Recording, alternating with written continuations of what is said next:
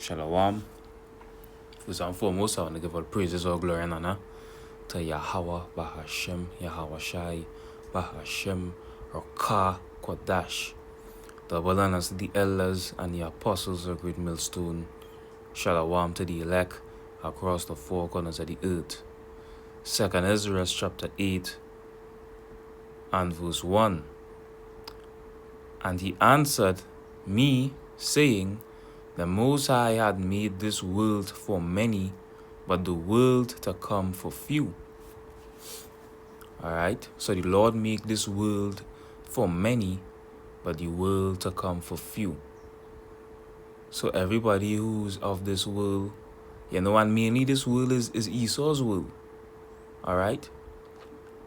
And what our people have to know is that this world isn't for you. Right? You had someone that I saw on Instagram make a statement that they telling you your heaven is in the sky, but they building their heaven now. Well, actually, they're supposed to do that, right? Because this is their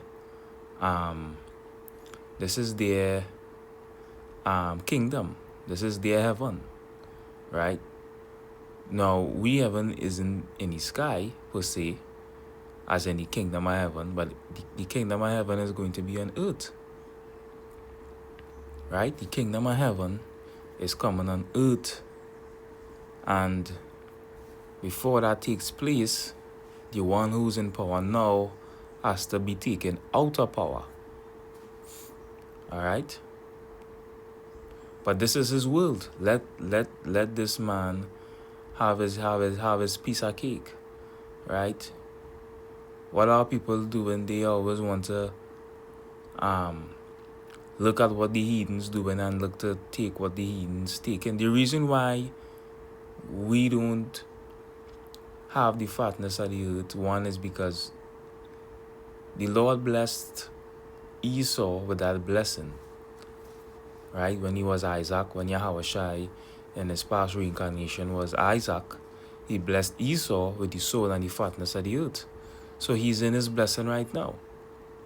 Right? But we, being the sons of God, the people of the Lord, the children of Israel, we have an everlasting kingdom to look forward to.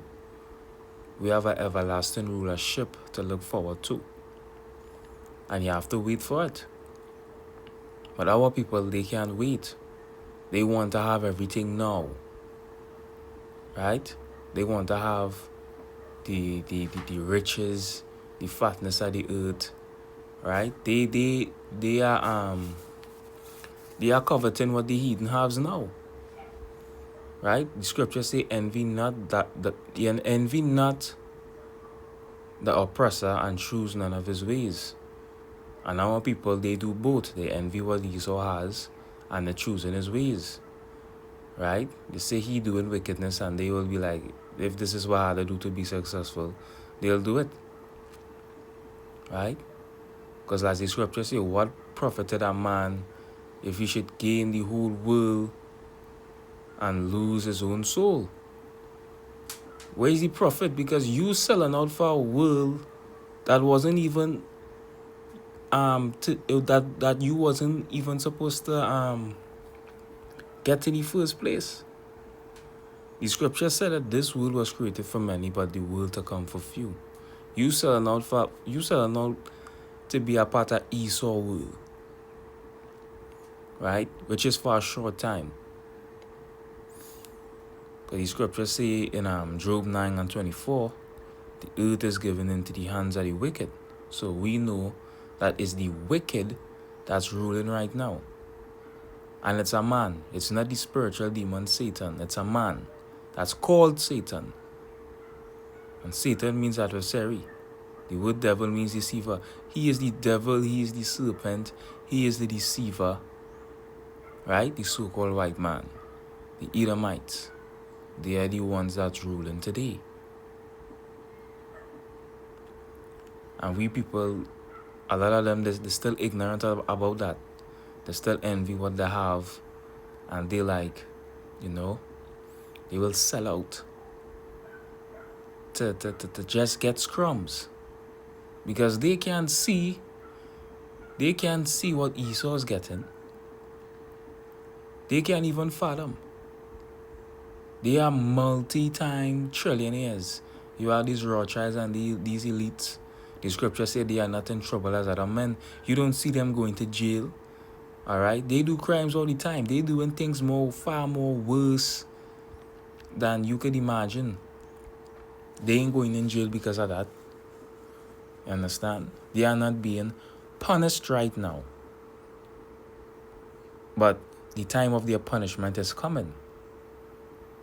You don't see they're going to jail or they might don't even need to pay taxes. Right? And in their houses, they eating the best of the food. They having the best of everything when they giving you, the scrums. And the taxing you out of them scrums. Just to oppress you. And you selling out for a world like this? Right? That's why the scriptures say, woe unto you that lose patience. But before I get that precept, let me go in the book of Micah 7. Is it Micah 7 or Micah 2? Let's hold on. This is the book of Micah chapter 7 and verse, let me see, I believe it's chapter 2 or no?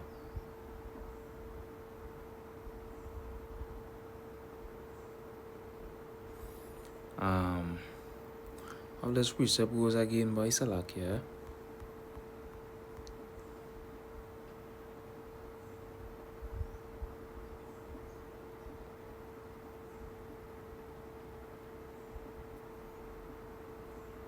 I believe it's Micah chapter 2. Yeah, it's in 2. Micah chapter 2 verse 10. Arise ye and depart, for this is not your rest. This world is not your rest. Why are you trying to gain everything here for? Why are you trying to build an empire here for? They're trying to live it up. This is Esau world. Right? And right now we are serving punishment.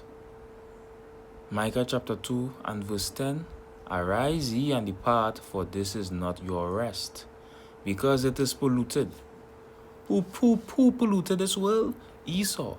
The scriptures speak about Esau as a bay tree, right? The wicked spreading himself as a bay tree. He's spreading all his philosophies, all his wickedness throughout the four corners of the earth. This place is polluted. It shall destroy you even with a sore destruction. So it's going to destroy you. You taking part of this world. The Lord tell you to love not the world, neither the things that are of it. So you being of this world, it's going to destroy you. You're going to deny the Lord. You're going to deny the truth. Right? The ways of this world is going to choke whatever light or whatever word of the Lord that you have within you. As the parable speaks about the thorns. Right? The cares of this life choke the word that makes you unprofitable. And you know what's going to happen to our servant that's unprofitable. The Lord is going to cast that servant away. Right? It tells you, the Lord said, I am the vine, and ye are the branches. Any branch that beareth not fruit, the Father take it away and cast it away into the fire, and it is burned. So the hell with this world. This world will destroy you. That's why the scripture say it will destroy you even with a sore destruction. You're gonna completely forget about the Lord. Right? You ain't gonna walk in his ways. You ain't gonna do his will. You ain't gonna fear him because you're gonna continue diving into sin. That's what the scripture tells you in the book of Ecclesiastes chapter 5 and verse 5. Concerning propitiation, be not without fear to add sin unto sin. So when you have the world and you follow in the ways of this world, you are going to add sin unto sin. which is proof that you don't have the fear of the Lord. Because if you did fear the Lord, you wouldn't be at this world in the first place. This is the book of Micah chapter 7 and verse 9. I will bear the indignation of the Lord because I sinned against him, until he plead my cause and execute judgment for me. He will bring me forth to the light, and I shall behold his righteousness. So we bearing the indignation of the Lord right now. That is why we are at the bottom. That is why, other nations look down on us, and that we are as the tail, because we are bearing the indignation of the Lord because we sinned against him. We went against his ways, right? And follow the ways of the heathen. That is why we in the state that we're in right now. And what are Salakia? And what are we to do? We have to turn back. The scriptures say, as much as it was in your mind to go astray from the Lord, so be it returned, seek him 10 times more. Right? With all your heart, soul, and might. Go hard for your Abba Hashem Yahushai. You understand? Go hard. Because you want the Lord to have mercy on you. Stay away from this world. This world will get you in a mess. This world will get you destroyed. Understand? From there, we're going to book of Ecclesiasticus, also known as the book of Sirach, chapter 2 and verse 14. Woe unto you that have lost patience, and what will ye do when the Lord shall visit you? You lose patience. You couldn't wait for your portion. You want Esau portion. Right? This is his world. The Lord gave him this. This is what the Lord gave Esau, the so-called white man. This wicked world that you see here, the Lord gave him this. But our people, they covet Esau. And they want to be like him. You understand? So woe unto them. Woe unto you that have lost patience, and what will ye do when the Lord shall visit you? What are you going to do? Right? You're going to be weeping and gnashing your teeth. You're going to be ashamed.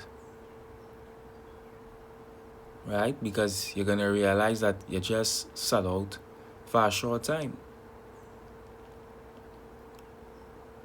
Even Moses did know that in the times of Pharaoh that they had but a short time. The scriptures say he chose rather to suffer with his people that to enjoy the pleasures of sin for a season. Right? As it was back then, how it was in Egypt is the same thing. Is Egypt all over again. This is just a season before the Lord comes back and he delivers people and we enter into our everlasting kingdom. This is just a season. You don't know that all these things is going to be forgotten. Ain't nobody going to be talking about the good times that we used to have here. Ain't nobody going to miss this world. This world will not be missed. The scriptures, why I think the scriptures say, when the wicked rule, the people mourn. But when the righteous is in authority, the people rejoice. Right? The heathens is going to be way better off than how they are now. The whole world is going to be way better off with how Esau run things when the nation of Israel come into power. The world will be better off. The heathens will be better off. Because everything is going to be done in righteousness.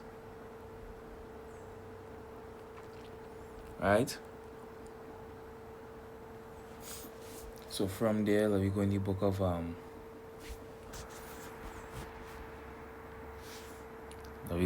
Mark.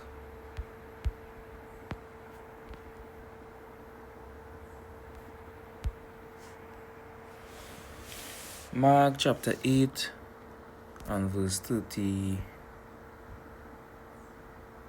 and verse 36. I'll start at verse 35.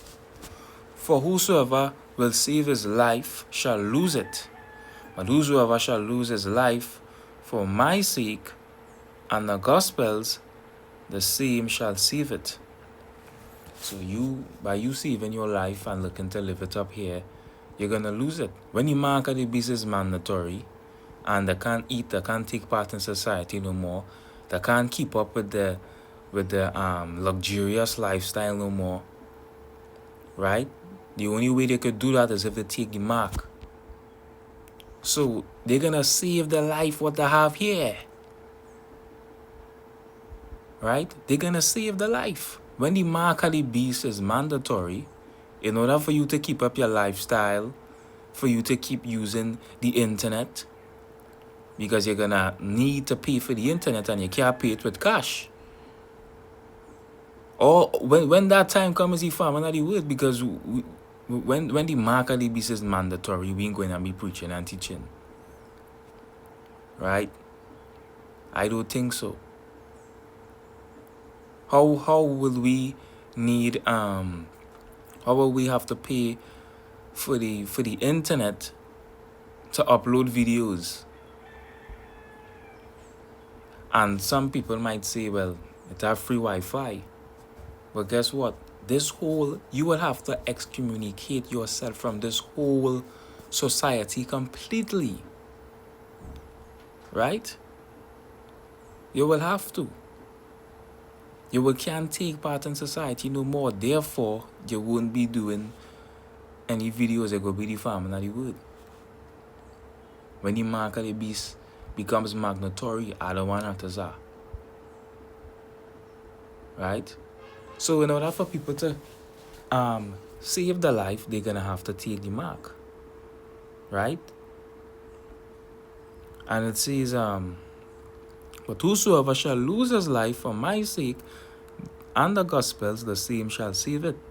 And some of us, all right, is going to lose our life literally. All right? Some of us is going to lose our life literally. But at the end of the day, you're still going to save it, because you ain't going to receive that everlasting shame, right? It's actually going to be a great honor unto you. It's actually going to be a great honor. That the scripture speaks about precious is the death in the sight of the Lord of his saints, roughly paraphrasing that scripture. So yeah, you people who save your life, you're going to lose it. Right? You're going to bathe in a nuclear fire. You're going to receive those sores on your skin for taking that mark. It's going to plague you. Right? You look at our Esau system, glitch and all kind of thing. All kinds of plagues that the man you're going to be receiving for taking that mark. You see what went on with the people who take the juice. What do you call it? This thing.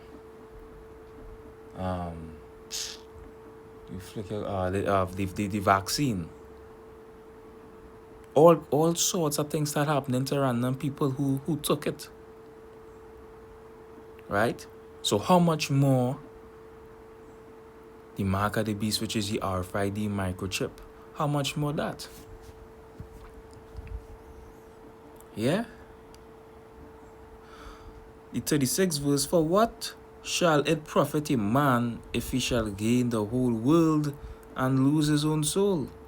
You sell your soul to Esau, right? So that it could have, a mental control over you, so that you could be their personal puppet. Where is the sense in you gaining the whole world and losing your own soul? All right? What is the profit in that? Knowing that this man is not in power for eternity, one, and that eventually he's going to be taken out of power in a very violent way. The scriptures speak about the angel casting a great millstone into the sea and saying, "Thus shall Babylon the Great be thrown down." Right? Thus shall Babylon the Great fall. That's what's going to happen to America. That's what's going to happen to this place. And who's ever of this place, that's what's going to happen to them. They're going to be taken out with violence. Right? This is the book of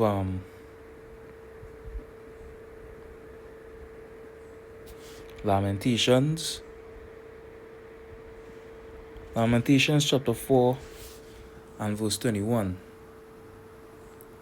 Rejoice and be glad, O daughter of Edom, that dwellest in the land of Uz. The cup also shall pass through unto thee. Thou shalt be drunken and shall make thyself naked. And that's what's going on with Esau. That's what's going to ultimately happen. Right? The scripture is telling Esau to rejoice because this is his heaven. He is in his heaven now. Because after this, it's pure hell. So it says, rejoice and be glad, O daughter of Edom, that dwellest in the land of Uz. The cup also shall pass unto thee. What's that cup talking about? It's talking about captivity, slavery. Thou shalt be drunken and make thyself naked. And the scriptures speak about even the dregs that he's going to drink of it. Right? So let this man have his kingdom. Let this man have his stinking will. We're going to have way better, and we will. The scriptures tell us that we look for a new heavens and a new earth wherein dwelleth righteousness. This is Wisdom of Solomon chapter 2 and verse 1. And this is what Esau is stating. For the ungodly said, reasoning with themselves, but not aright. Our life is short and tedious, and in the death of a man there is no remedy. Neither was there any man known to have returned from the grave. And this is their mindset, right? We know that this is not true.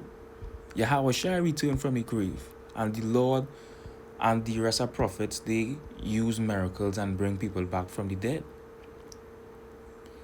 Right? But in Esau's case, that is not true. Right? They say neither was there any man known to have returned from the grave. For we are born at all adventure, and we shall be hereafter as though we had never been. For the breath is our nostrils. For the breath in our nostrils is a smoke, and the little spark in the moving of our heart. So they know that eventually they are going to be a castaway. The scriptures speak about him passing away as a dream. It speaks about that, I believe, is in the book of Job. Right? That there will be no more. You understand? It says, which being extinguished, our body shall be turned into ashes, and our spirit shall vanish as the soft air. That's right. They know that they're gonna be exterminated. Right? Tells you Revelation chapter 12 verse 12, woe unto the inhabitants of the earth and of the sea, for the devil is come down on you having great wrath, because he know that he have but a short time. The fourth verse, and our name shall be given, and our name shall be forgotten in time, and no man shall have our works in remembrance. That's it. And our life shall pass away as the trace of a cloud, and shall be dispersed as a mist that is driven away with the beams of the sun, and overcome with the heat thereof. So Esau know Esau know the Lord is gonna blast this man away, right? Without a trace. He knows his destiny, right? And that's what this chapter is mostly talking about, right? The wicked. And that I want to say, in future to come, I will do a full breakdown on this chapter, Wisdom of Solomon, chapter 2. And I want to say, I will do a full breakdown on this chapter in our next lesson. All right, going into how Esau is thinking, and pretty much his fate. Right. So that was just the lesson I wanted us to go into. I will stop it from there. I want to give all praises, all glory and honor to Yahweh, Bahashim, Yahweh Shai, Bahashim, Rakah, Kodash. Double honors the elders and the apostles are good millstone. Shalom to the elect.